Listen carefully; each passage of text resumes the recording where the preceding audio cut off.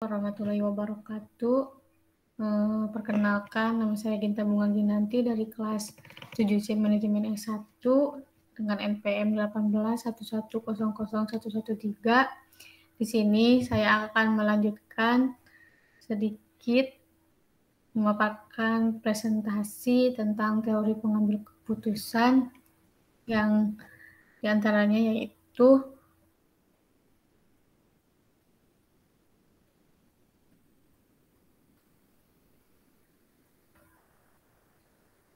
yang pertama yaitu tentang kepemimpinan dalam kelompok.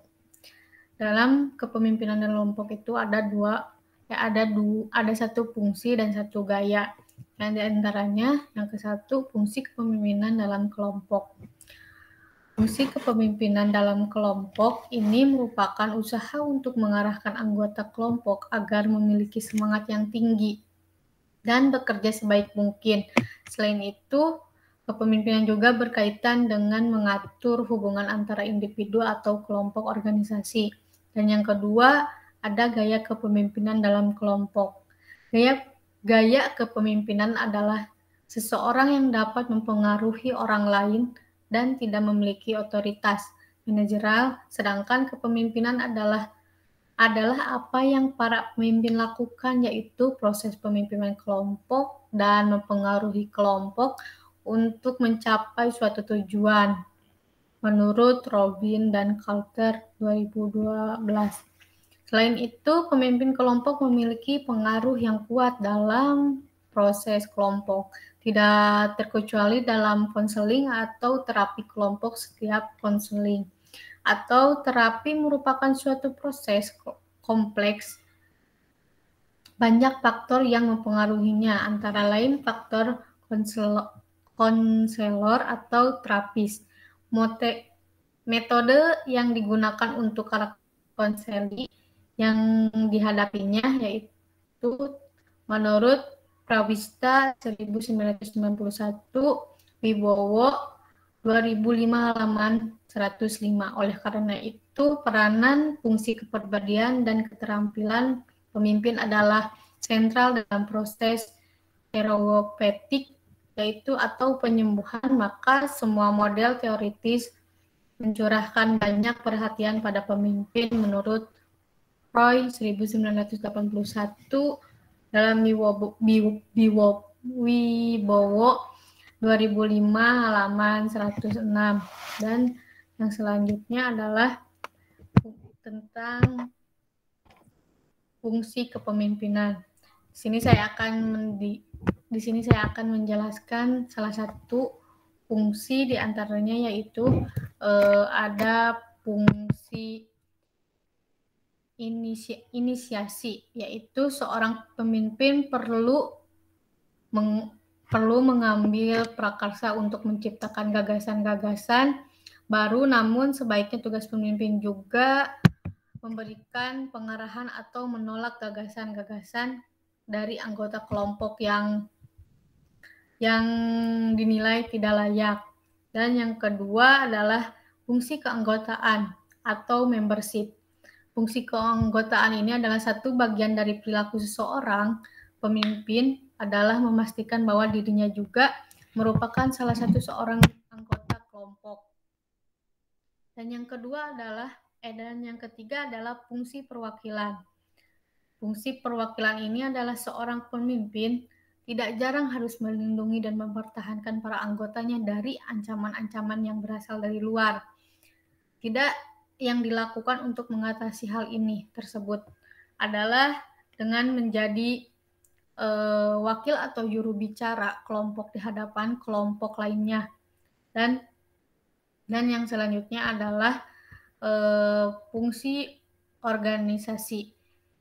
Dalam fungsi ini tanggung jawab organisasi pada hal-hal yang bersangkut pautan persoalan organisasi seperti struktur organisasi, kelancaran roda organisasi, dan deskripsi kerja ada di tangan seorang pemimpin, sehingga itu perlu memiliki bekal kemampuan mengelola organisasi yang tentunya lebih baik dibanding anggota kelompok lainnya. Dan selanjutnya fungsi integrasi.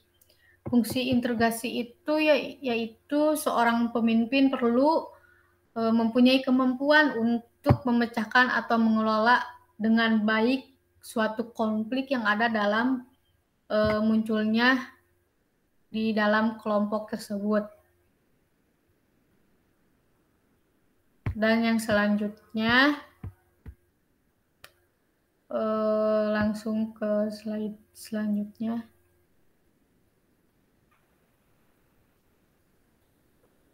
Yaitu gaya kepemimpinan dalam kelompok.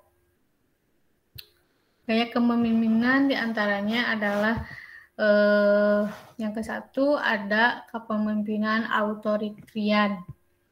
Kepemimpinan otoritarian adalah manajemen yang mengumpulkan proses design making pada posisi kepemimpinan teratas. Artinya kepemimpinan sebagai kepala dari organisasi adalah salah satunya pihak yang memiliki kontrol untuk membuat semua keputusan strategis. Pemimpin biasanya jarang mempertimbangkan masukan dari anggota kelompok untuk membuat keputusan. Kepemimpinan otoriter juga memiliki kontrol mutlak atas anggota yang di bawahnya. Itu sebabnya kepemimpinan sering memandang diri mereka seperti mesin mobil yang menggerakkan orang di bawah kendali atau perintah mereka. Yang kedua adalah kepemimpinan birokratik. Kepemimpinan birokratik ini dapat didefinisikan sebagai salah satu proses yang mempengaruhi para pegawai untuk menyelesaikan suatu pekerjaan dan mengarahkan organisasi agar lebih kompak dan kondusif dengan cara menerapkan konsep nilai, etika, karakter, pengetahuan, dan keterampilan melalui wewenang yang dimilikinya. Yang selanjutnya adalah gaya kepemimpinan diplomatik. Gaya kepemimpinan diplomatik ini hanya memimpin dengan kepribadian putih ini yang bisa melihat kedua sisi, yaitu menguntungkan atau tidak. Kesabaran dan kepasifan adalah kelemahan pemimpin dengan gaya diplomatis ini. Umumnya, kepemimpinan sangat sabar dan sanggup menerima tekanan. Namun, kesabaran ini bisa sangat keterlaluan. Dan yang selanjutnya, kepemimpinan demokratik. Kepemimpinan demokratik ini kepemimpinan seorang pemimpin yang menjadikan anggota timnya sebagian bagian untuk mengambil keputusan. Dalam setiap anggota tim memiliki yang sama bobotnya. Selain itu, pemimpin dengan gaya ini melibatkan semua anggota tim untuk mencapai dalam semua tujuan. Dan selanjutnya gaya kepemimpinan laissez-faire. Kepemimpinan ini akan meminta timnya untuk membantu pemimpin organisasi dalam perusahaan. Dalam gaya kepemimpinan laissez-faire ini, struktur manajemen cenderung datar, yang berarti tidak memiliki hierarki. Dengan kepemimpinan laissez-faire ini, anggota tim mungkin bertanya-tanya siapa pembuat keputusan, atau dapat mengeluh tentang kurangnya kepemimpinan yang dapat diterjemahkan menjadi kurangnya arahan. Yang selanjutnya adalah tentang komunikasi tentang komunikasi dalam perspektif teoritis. Yang ke-1 adalah tentang teori perbandingan sosial. Tentang teori perbandingan sosial ini yaitu tindak komunikasi dalam kelompok langsung karena adanya kebutuhan-kebutuhan dari individu untuk membandingkan sikap, pendapat, dan kemampuan dengan individu-individu lainnya. Dalam teori perbandingan ini, tekanan seseorang untuk berkomunikasi dengan anggota kelompok lainnya akan mengalami peningkatan jika munculnya ketidaksetujuan yang berkaitan dengan sesuatu kejadian atau peristiwa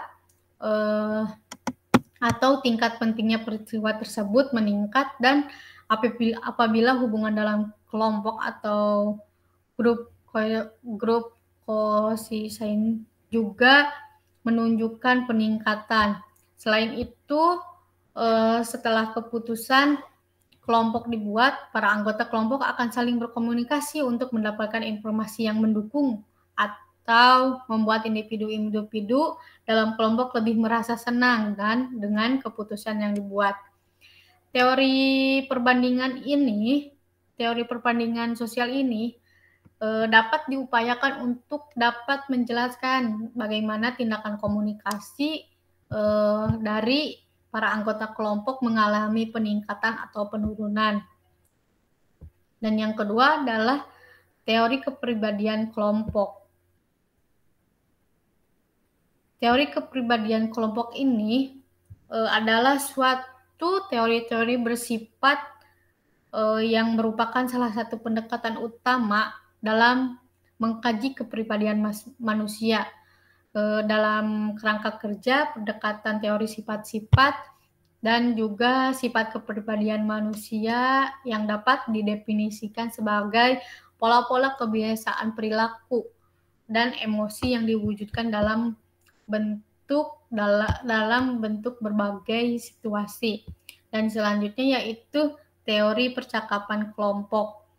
Dalam teori percakapan kelompok ini sangat berkaitan erat dengan produktivitas kelompok atau upaya-upaya untuk mencapaikan melalui pemeriksaan masukan dari anggota, variabel-variabel yang perantara dan keluaran dari kelompok-kelompok atau masukan atau input yang didefinisikan sebagai perilaku, interaksi, dan harapan-harapan yang bermaksud dengan keluar atau output kelompok dan dalam pencapaian suatu prestasi dari tugas atau tujuan kelompok. Produktivitas dalam kelompok ini dapat dijelaskan melalui konsekuensi perilaku, interaksi, dan harapan-harapan melalui struktur kelompok. Perilaku atau interaksi dan harapan-harapan atau input variabel mengarah pada struktur formal, dan struktur peran atau mediating variabel. Yang sebaliknya, variabel ini mengarah pada produktivitas, semangat, dan kepanduan atau group efficient. Yang selanjutnya adalah teori pertukaran sosial. Teori pertukaran sosial ini yaitu dapat mendukung asumsi-asumsi yang dibuat oleh Hamas dan dalam teorinya yang tentang proses pertukaran sosial, khususnya bahwa interaksi sosial manusia mencakup pertukaran barang yang jasa serta bahwa tanggapan-tanggapan individu yang muncul melalui interaksi diantaranya mereka mencakup baik imbalan atau reward maupun pengeluaran atau cost apabila imbalan tidak cukup atau bila pengeluaran melebihi imbalan, interaksi akan terhenti atau individu yang terlibat di dalam akan merubah tingkah mereka dalam tujuan mencapai apa yang mereka cari. Dan yang terakhir adalah teori sosiometrik. Dalam teori sosiometrik ini merupakan sebuah konsepsi psikologi yang mengacu pada suatu pendekatan metodologis dan teoritis terhadap kelompok, atau asumsi yang dimunculkan adalah bahwa individu-individu dalam kelompok yang merasa tertarik pada satu sama lain akan lebih melakukan tindakan komunikasi. Sebaliknya, individu-individu yang saling menolak hanya sedikit atau kurang melaksanakan tindakan komunikasi ini. Mungkin cukup sekian presentasi lanjutan dari saya. Mohon maaf bila masih banyak kesalahan. Assalamualaikum warahmatullahi wabarakatuh.